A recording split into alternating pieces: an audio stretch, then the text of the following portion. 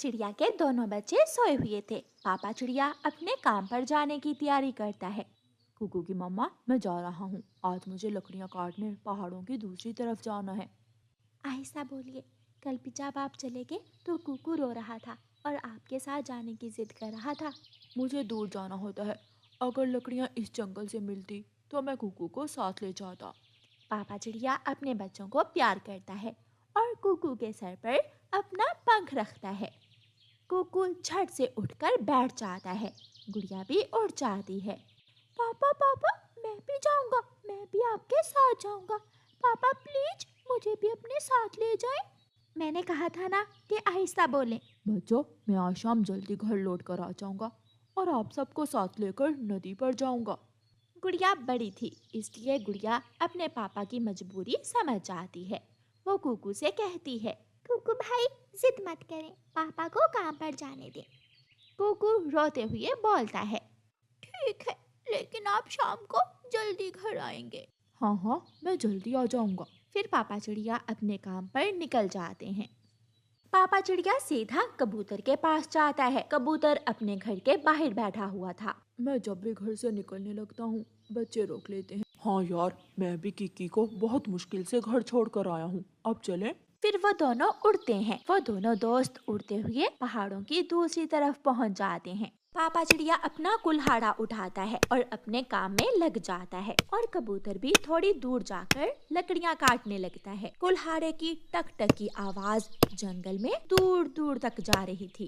कालू, ये कौन है जो हमारे जंगल में लकड़ियां काट रहा है? शायद कोई दूसरे जंगल से आया होगा। मैं अभी जाकर देखता हूँ। कालू कौवा उड़ता है। रुको रुको, कौन हो तुम? यहाँ से लकड़ियाँ किससे पूछकर काट रहे हो? हम तो कल भी यहाँ से ही लकड़ियाँ लेकर गए थे। जंगल में लकड़ियाँ काटने के लिए हमें किससे पूछने की जरूरत है? ये जंगल मेरा है, मैं मालिक हूँ इस जंगल का। चलो निकलो यहाँ से, वरना वरना मैं। क्या? क्या वरना? क्या कर लोगे तुम? कबूतर छोड़ो, हम यहाँ काम करने आए हैं, लड़ने नहीं आए। चलो हम कहीं और से जाकर लकड़ियाँ काट लेते हैं। पापा चिड़िया कबूतर को समझाता है और वो दोनों वहाँ से आगे चले जाते हैं। गौरी कवि भी वहाँ आ जाती है। कहाँ है वो? कौन था? चले गए, उठाओ ये लकड़ियाँ और घर ले जाओ। फिर कवि और कौवा काटी हुई लकड़ियाँ उठाकर अपने घर ले जाते हैं।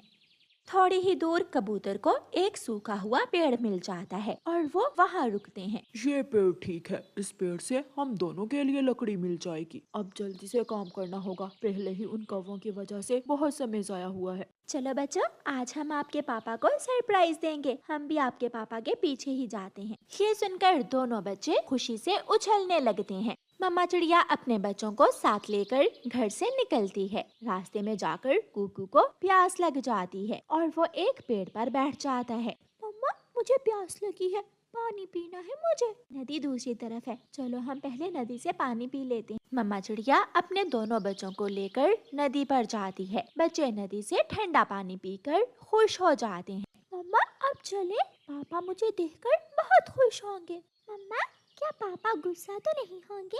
नहीं नहीं, आपके पापा गुस्सा नहीं होंगे। वो सब फिर से उड़ते हैं।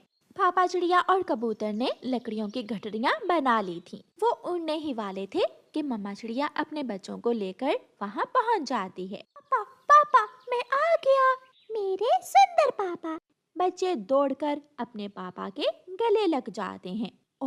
आप सब यहाँ? मुझे तो विश्वास नहीं हो रहा। आपने ढूंढा कैसे मुझे?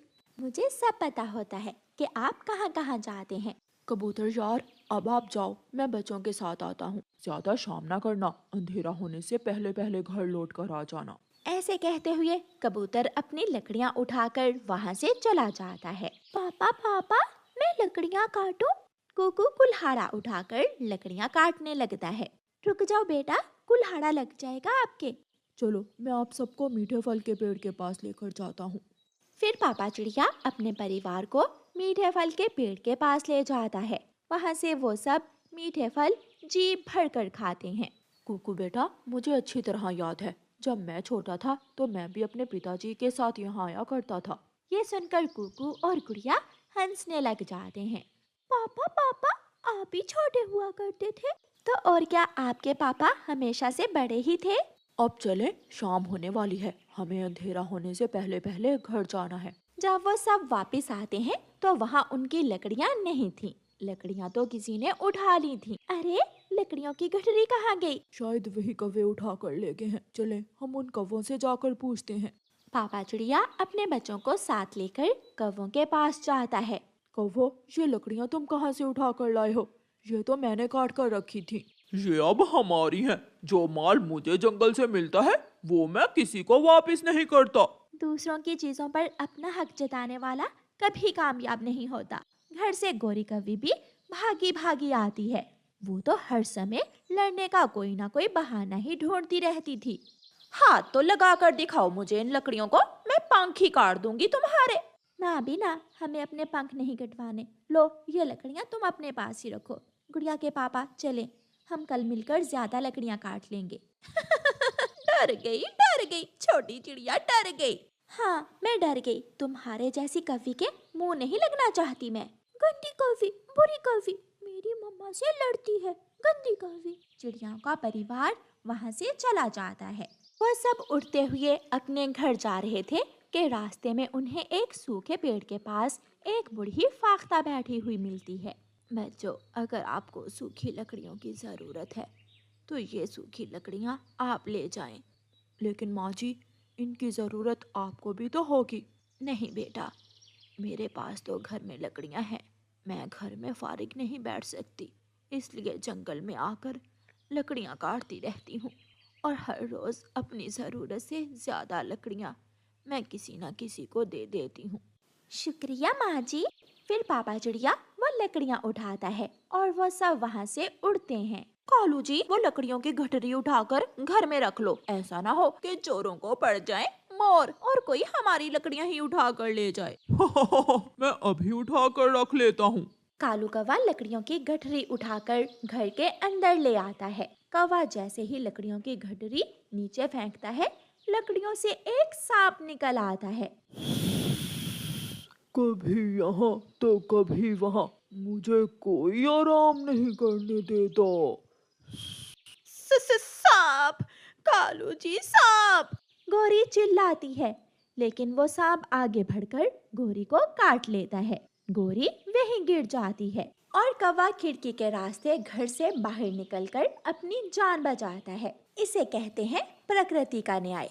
शायद उस सांप से ऊपर वाले ने चिड़िया के बच्चों को बचाना था। जो कौवे पापा चिड़िया की वो लकड़ियाँ उठा कर ले आए। जो भी हुआ, लेकिन गोरी कौवी अपनी जान से गई। मम्मा चिड़िया, पापा चिड़िया और उनके दोनों बच्चे अब भी अपने घर में लकड़ियाँ जलाए बैठे थे और खुशी खुशी आपस में बातें कर रहे। गोरी कौवी अपने घर में सो रही थी कि दरवाजे पर दस्तक होती है। बुढ़िया, क्या काम है? क्यों मेरे घर का दरवाजा तोड़ रही हो? मैं कालू की माँ हूँ। मैं कुछ दिन अपने बेटे के पास रहने आई हूँ, बहू रानी। मैंने अभी कल ही कालू से कहा था कि जाकर तुमसे मिलाए और तुम आ गई हो मुंह उठाकर।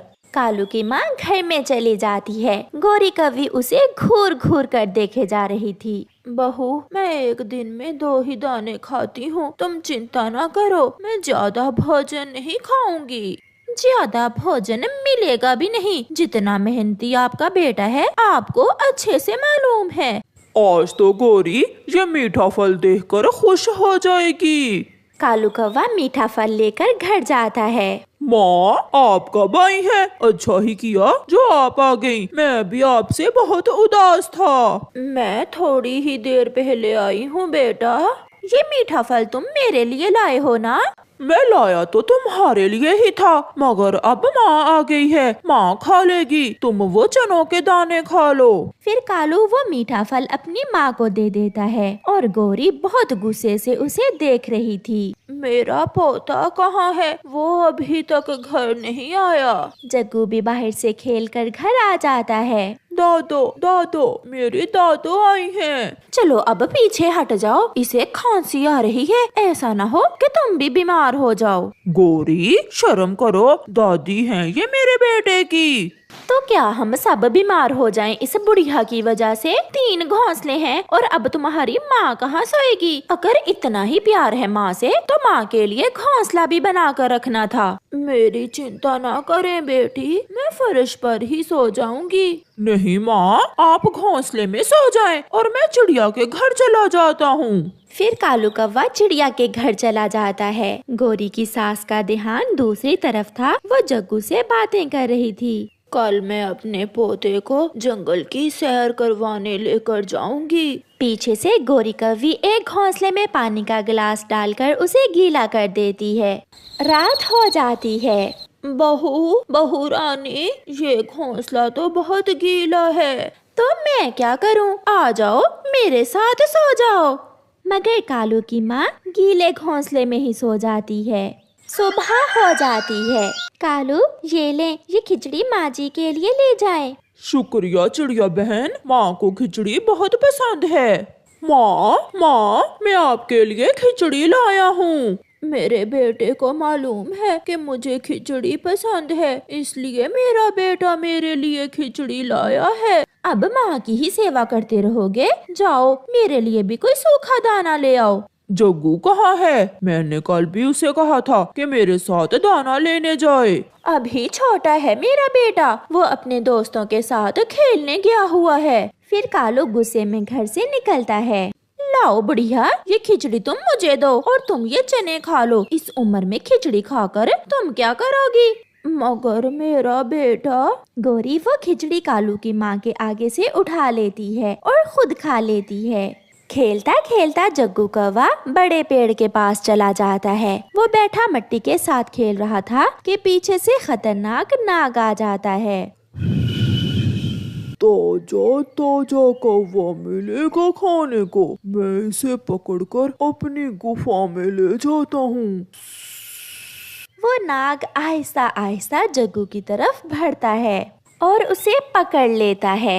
छोड़ो मुझे, छोड़ो। मगर वो नाग उसे अपनी गुफा में ले जाता है। तोता ये सब देख लेता है। वो भागता है और जाकर गौरी कौवी को बताता है। गौरी, तुम्हारे बेटे को नाग ने पकड़ लिया है, वो उसे अपनी गुफा में ले गया है। ये क्या कह रहे हो मिठू? मेरा जग्गू, जब से ये मनहूस सास आई है, सारे ही काम उल्ट हो रहे हैं। गौरी भागती है। मिठू बेटा, कहाँ है उस सांप की गुफा? बड़े पेड़ के पास, वो जग्गू को अपनी गुफा में ले गया है। गौरी की सास भी पीछे पीछे उड़ती है। चिड़िया, कालू यहाँ है क्या? नहीं गौरी बहन, कालू तो सुबह से मेरे पास नहीं आया। मेरे जग्गू को नाग ने पकड़ लिया है। चिड़िया, कालू मिल नहीं रहा। कौवे, क्या तुम्हें खाने से मेरा रंग तो नहीं काला होगा? प्लीज मुझे जाने दे, मैं तो यहाँ खेलने आया था। चिंता ना करो, आज की रात मैं तुम्हें नहीं खाऊंगा, क्योंकि अभी अभी मैंने 2 मेंढक खाए हैं। मैं तुम्हें कल खाऊंगा। और हाँ, याद रखना, अगर यहाँ से भागने की कोशिश की तो मैं तुम्हें डस कर मार दूंगा।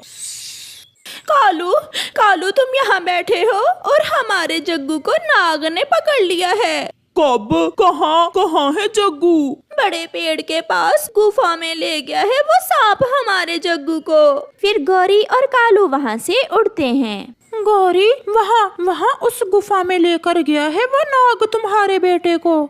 कालू जाओ, तुम गुफा के अंदर जाओ और मेरे बेटे को उस नाग से बचा लो। गौरी, वो नाग बहुत खतरनाक है, मैं अकेला कैसे मुकाबला कर सकता हूँ उस नाग का? तुम भी मेरे साथ आओ। कालू, तुम्हें मालूम तो है मुझे नाग से बहुत डर लगता है। कालू की माँ भी पूछते पूछते वहाँ आ जाती है। कहाँ है वो नाग जिसने मेरे पोते को पकड़ा है? कहाँ है वो उस सामने वाली गुफा में है। बिना कुछ सोचे कालू की माँ उस गुफा की तरफ उड़ती है।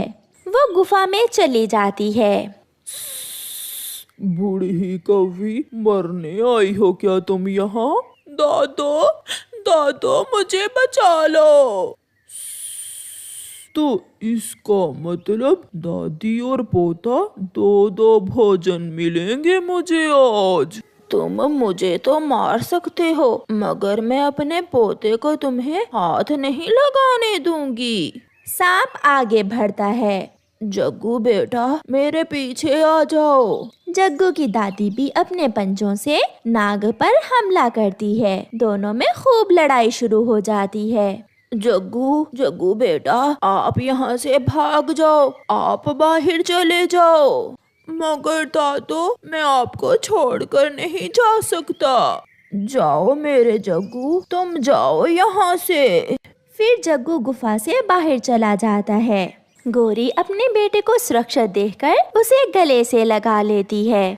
मेरी दादो गुफा में नाग से लड़ रही है। पापा दादो को बचा लें, वो नाग मेरी दादो को मार देगा।